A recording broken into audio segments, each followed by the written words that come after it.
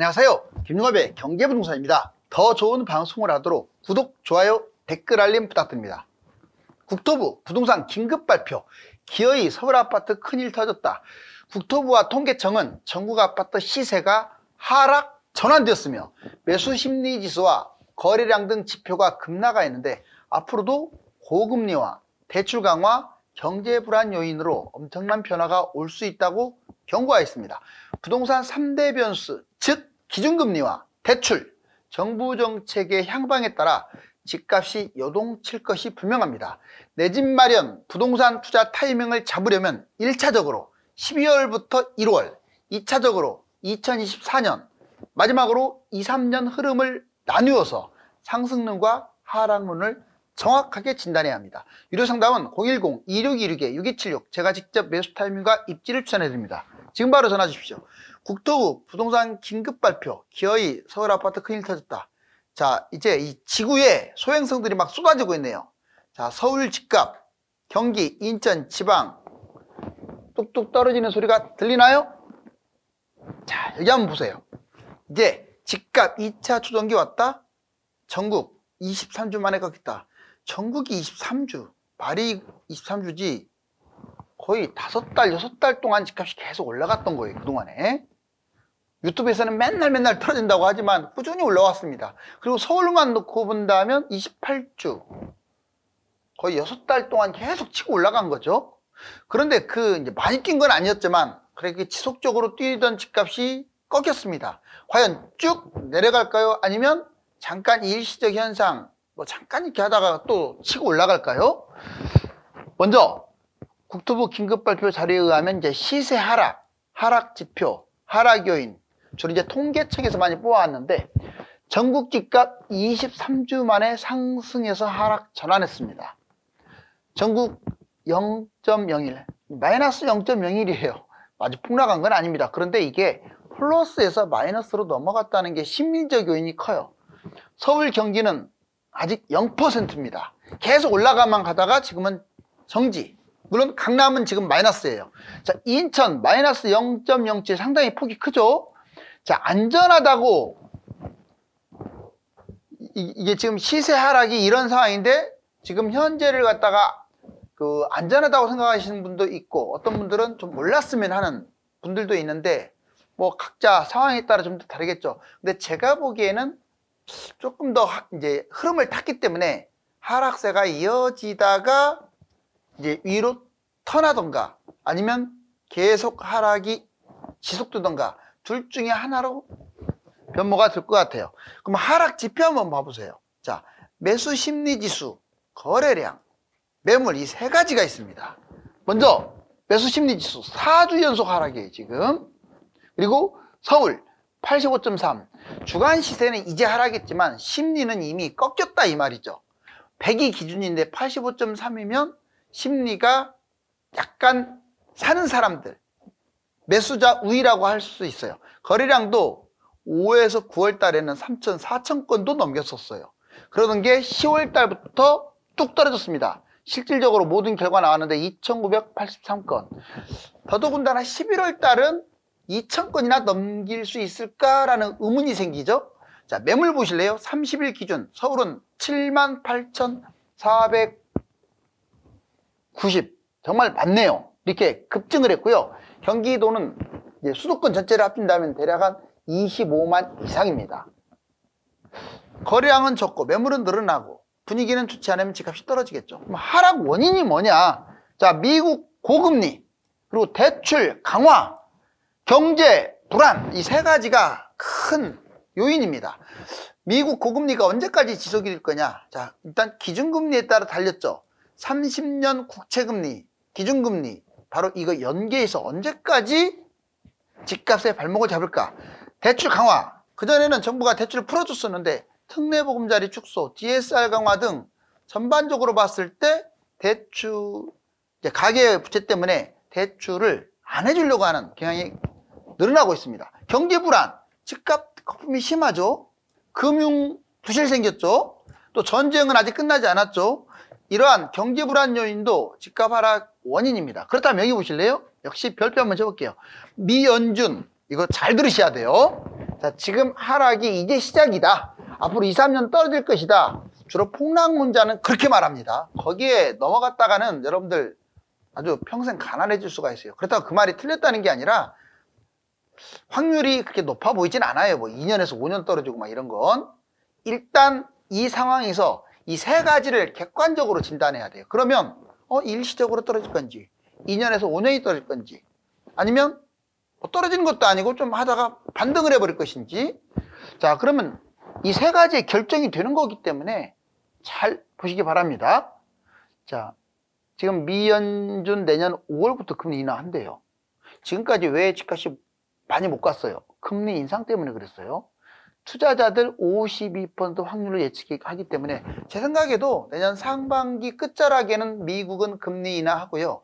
우리나라 지금 이번에 금리 인하하려면 멀었다라고 하는데 이 물가가 조금만 안정된다면 미국보다 훨씬 더 빨리 기준금리를 인하할 확률이 커요. 이미 시장금리가 좀 내려가고 있죠. 자, 그럼 세 가지 봅시다. 금리 인하. 근데 대출은 강화될 가능성이 커요. 정부 정책 세 가지입니다.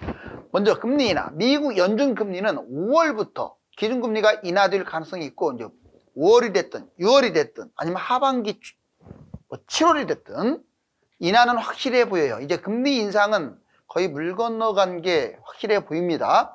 그 다음에 우리나라 금리 미국보다 선행. 우리나라가 먼저 기준금리를 올렸잖아요.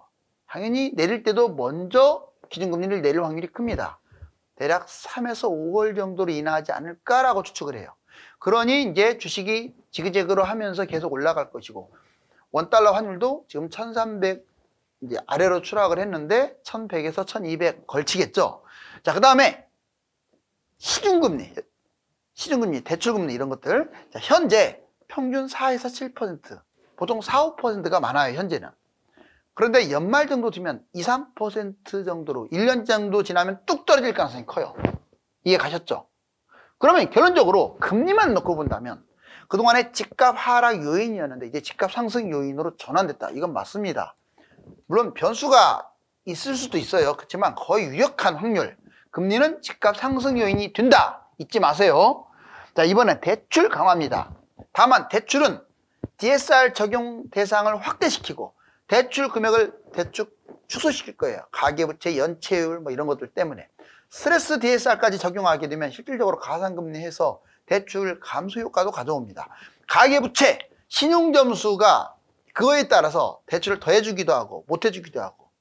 자, 전반적으로 대출을 축소한 거죠. 그렇다면 이 대출은 앞으로 집값에 어떤 영향을 줄 것이냐. 그동안에는 정부가 다 풀었기 때문에 집값 상승 요인이었어요. 근데 이번에는 반대로 하락 요인으로 전환됐습니다.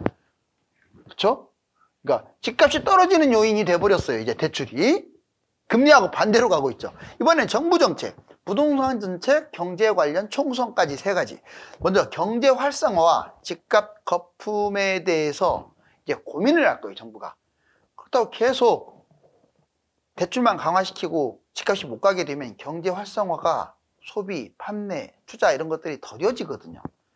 그렇다고 해서 계속 집값을 끌어올리려고 하면은 가계부채로 경제위기 가능성까지도 염두가 되죠. 그래서 그걸 잘 절묘하게 매칭시켜야 하는데, 자, 경제 활성화, 집값 거품으로 아마 고민이 심각해질 것 같아요.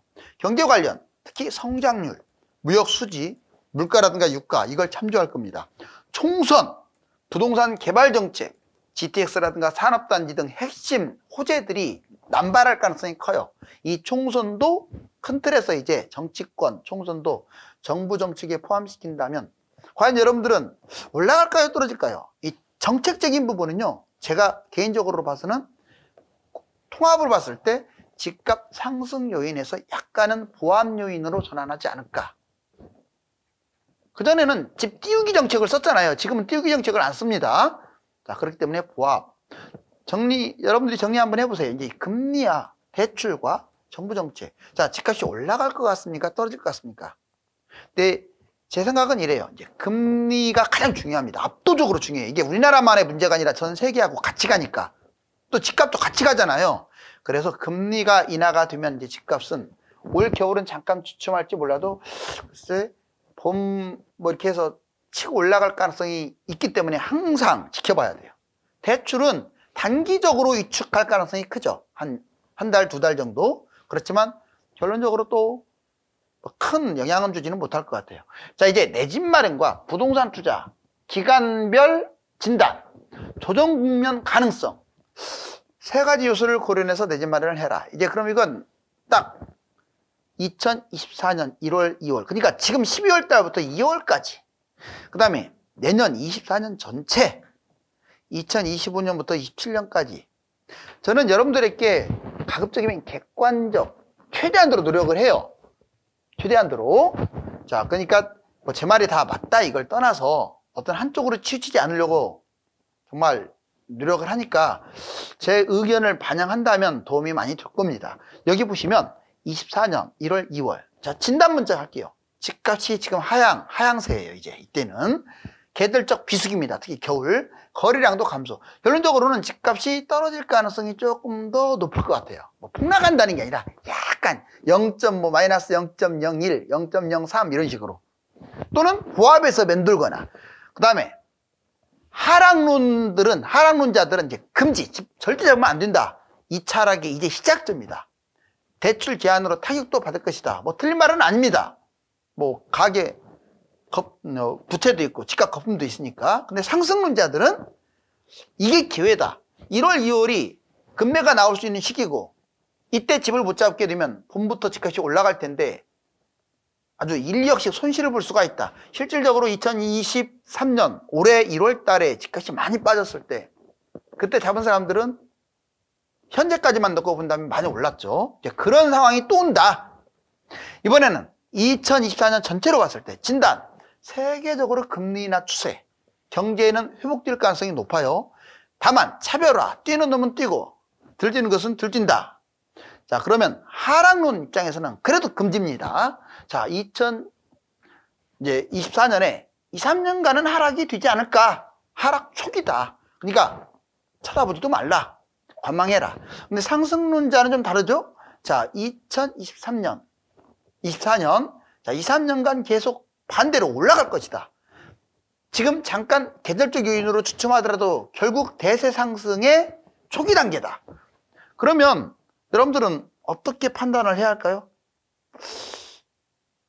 제가 보는 견지에서는 금리를 중요시 여기기 때문에 약간 상승론자 편을 들어주고 싶어요. 올라갈 것으로 조금 예측이 됩니다. 자, 2025년부터 27년 진단. 자, 물가가 어떻고 금리가 어떻냐, 경제 안정이 되느냐 아니면 위기 가능성이 커졌느냐, 이게 중요하겠죠. 하락론자들은 세계 집값 거품 12에서 40%까지 얼마든지 폭락할 수 있으니까 2, 3년 기다려라. 결국 27년까지 기다리라는 얘기죠. 상승론자는 오히려 27년부터 떨어질 것이다. 그러면 거의 3, 4년 뛴다는 얘기잖아요. 자, 주식, 부동산 급등한다. 그리고 차별적으로 폭등한다. 다 뛴다는 얘기가 아니라 뛰는 곳들이 많이 간다. 예를 들면 서울이라든가 이런데, 강남이라든가 지방의 핵심 아파트라든가. 여러분들은 어떤 게 맞는 것 같아요? 제가 보는 입장에서는 어차피 이게 다 한 줄기인데 금리가 안정화되고 경제 위기가 터지지 않는다는 조건으로 집값은 3, 4년 올라갈 가능성이 커요. 뭐 폭등을 한다기보다 점진적. 다만 이제 하락론이 힘을 받으려면 금리가 떨어지는 게 아니라 계속 유지가 돼요. 올해 내내 유지돼야 하고 고금리가. 그리고 경제 위기 있죠. 반드시 뭔가 터져야 합니다. 만약 집값이 여기서 30% 폭락하려면 사이클론은 그렇게 안 떨어져요. 과거에 보세요. 저 미국발 금융위기라든가 IMF라든가 뭐 일본발 위기 이런 것처럼 경제 위기가 터지지 않았는데 30, 40%가 폭락한 사례는 없어요. 이제 1월 하락, 7월 폭등, 이게 진짜 중요해요. 오늘 한 것들이 상당히 중요한 내용인데, 자, 1월 하락, 7월 폭등 18번이나 반복됐습니다. 18번이나. 그러면 적중률이 몇 번이냐? 16번 적중했어요. 놀랍습니다. 1월 달에 뭐 보합이거나 조금 상승하거나 전반적으로 이제 여름에 비해서 그 해에 하락했다. 근데 7월 달에는 그냥 상승이란 말도 안 써요. 폭등. 7월 달에는 많이 뛰었다. 정말 그런지 봅시다. 2015년부터 2024년 1월까지 현재 봤어요. 자, 봤더니 이게 막대 그래프하고 이제 이게 빨간색 자, 곡선 그래프 있죠? 꺾은 그래프. 이 곡선 그래프를 한번 봐보세요. 자, 보시면 막대 그래프는 거래량이고 곡선 그래프는 시세인데 정말 7월 달에 높네요. 이게 0인데 노란색 칠하는 게 0이에요. 0 위에서 그리고 1월 달에는 떨어졌네요. 진짜로. 내려가 왔잖아요. 그 다음에 또 7월 달에 올라왔네요. 1월 달에 또 떨어졌네요. 또 7월 달에 올라왔네요. 1월 떨어졌네요. 계속 그래요. 7월 올라오긴 여기까지 치고 올라왔네요. 그 다음에 1월 달 떨어졌네요. 그 다음에 7월 달. 자, 완전 꼭지는 아니지만 상당히 올라온 상태고, 자, 1월 달. 1월 달은 높지만 위에서 본다면 떨어진 것이 맞아요. 자, 7월 달 높고, 1월 달 미치고. 그런데 이제 22년 7월 달 계속 내려가고 있네요. 이 그래프가 내려가고 있죠. 왜? 이게 하락기였기 때문에. 23년 1월 달 당연히 떨어졌고, 그럼 7월 달 어땠냐? 올라왔죠. 이렇게. 그럼 지금이 1월이네요. 이제 12월이니까 1월 곧 돌아오잖아요. 내려가고 있네요. 자, 결론적으로 이 18번 중에 예외는 딱 2번입니다. 자, 여기 한 번, 예외 2번. 1월 달에 어때요? 상당히 높게 지금 형성되어 있죠. 이렇게. 1월 달에 낮아야 하는데. 그 다음에 이번에 예외 7월 달에 이렇게 폭등을 했어야 하는데 대세 하락이다 보니까 자, 2022년 7월 달에 떨어졌잖아요. 자, 딱 예외는 2번이에요. 그러면 그 확률적이 지금 계속 지속되고 있는 거예요. 이번에 7월 올랐다가 또 1월이 되니까 떨어져요. 이 흐름으로 만약 간다면 경제위기라든가 이런 것이 안 터진다면 또 3, 4, 5월부터 올라간다는 얘기예요. 여름에. 자, 이번에는 부동산 흐름 꺾이자 청약도 난리 났습니다. 다만 이제 복잡해요. 제가 지금 무조건 집값이 뛴다 이런 얘기를 하는 게 아니에요. 이제 지표로 봤을 때 뛰는 요인과 하락 요인이 있는데 너무 막 감정적으로 지금 유튜브에서 감정적으로 하시는 분들이 많은 것 같아요. 그런데 이걸 좀 냉철하게 진단할 필요가 있습니다. 다만 이제 청약이라든가 이런 요인들이 좀 불안하기 때문에 하락 요인이 좀 점점 늘어나는 것은 사실이에요. 보세요. 보문 센트럴 아이파크, 더샵 강동 센트럴 시티, 그리고 이문 아이파크 자이, 동작 상도 푸르지오, 개봉 호반 서밋.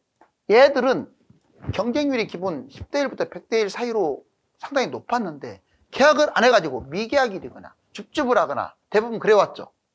자, 이제 경제위기, 가계발 위기, 기업발 위기 크게 나눌 수 있는데 우리가 가계발 경제위기하고 기업발 경제위기, 가계발 경제위기는요 2003년에 카드 대란, 그리고 2008년에 미국 위기. 그 기업발 경제위기는 1991년 일본 위기, 1997년 우리나라의 IMF, 이렇게 정리해 볼 수가 있어요. 당연히 카드 렌트 정부 소비 촉진, 신용카드 남발 해가지고 카드사 부실 생기고 360만 신용불량자 생기면서 장기간 내수 침체가 터졌죠. 2008년 미국 위기 때도요, 저소득 주택 지원, 가계대출 매입 증가, 부동산 버블 붕괴, 모기지 파생 부실, 금융기관 연쇄 파산, 장기간 내수 침체, 실제로 2013년까지 폭락한 거예요. 2008년에 미국발 위기가 터졌는데도. 자, 91년 일본 위기, 정부 저금리, 상업시설 거품 최고, 금리 인상으로 거품이 붕괴됐죠. 또 하나는 무리한 투자, 금융기관 대출 급증, 30년간 장기 경기 침체에 빠졌죠. 우리나라 IMF 때 보면 과도한 차입 경영, 막 돈을 빌렸어요. 외채 상환 부담 증가, IMF 구제금융을 받게 됩니다. 또 무분별한 기업 대출을 받아가지고 유동성 외화 부족, 기업 파산, 구체적으로 금융위기까지 터진. 자, 아파트값 변동률, 여기 보시면 이게 0이에요. 그래프 보면 딱 나옵니다. 9월 달에 0.1까지 갔다가 쭉 내려왔네요. 그러죠? 그래서 지금 거의 0 플러스 마이너스에 있어요. 전국적으로 이 파란색은 마이너스고요. 그 다음에 빨간색 서울은 0입니다. 이번에는 전반적으로 큰 그림을 그려볼게요. 2019년에 이렇게 올라왔어요. 20년, 21년에 폭등했다가 이번에 21년 하반기부터 22년에 폭락했죠. 이게 0인데 보이죠? 그러다가 V자 반등했습니다. 그래서 5월달부터 플러스 됐어요. 그러다가 좀 내려가고 있네요. 지금 화살표가 내려가는 걸로 보이잖아요. 자, 그래서 지금 0입니다. 여기서 어떻게 갈까요? 쭉 내려갈까요? 아니면 이렇게 하다가 다시 올라갈까요? 자, 이번에는 KB시세. KB시세도 이게 0인데 전반적으로 봤을 때 마이너스에서 올라가다가 최근에 마이너스로 다시 추락하는 그런 모습을 볼 수가 있습니다.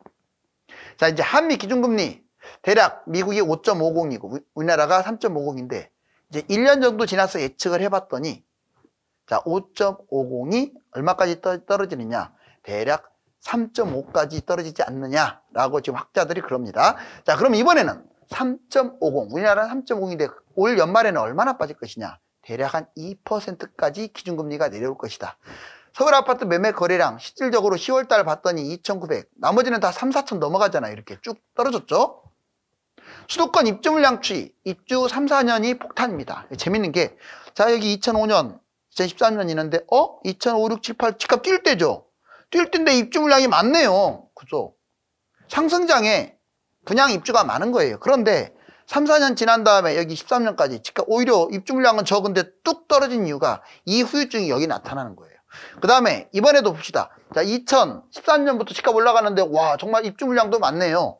그래서 2019년, 20년에 정점을 찍었죠. 그런데 그 다음부터는 쭉 내려왔어요. 집값 올라가는 기간에 입주 물량이 많네. 근데 집값이 떨어지는 기간에 입주 물량이 확 줄었죠. 그렇죠. 결국 자, 3, 4년 후에 2018년이 꼭지였는데 3, 4년 후에 집값이 폭락했네요. 입주 물량이 지금 당장 없다고 해서 집값이 폭등하거나 입주 물량이 많다고 해서 폭락하거나 이런 게 아니라 그 분양 입주 물량 상관관계에 있어서 한 3, 4년 후에 그 여파가 나타난다. 매매가격 추락, 이거는 여러 번 얘기했기 때문에 이렇게 추락했다가 V자 반등했다가 쭉 보합에서 밀다가 플러스 됐죠? 그러다가 지금 서서히 밑으로 내려가고 있는 추세. 자, 이제 금리, DSR, 청약경제, 매물, 거래량. 자, 여러분들 올해 전망은 어떻게 보시나요? 결국 겨울 한파를 견디지 못하고 집값이 추락하고 있는데 이것이 계절적 요인이라면 지금 당장 금매를 잡아야 하겠지만 장기 하락 요인이라면 지켜보아야 합니다. 감사합니다.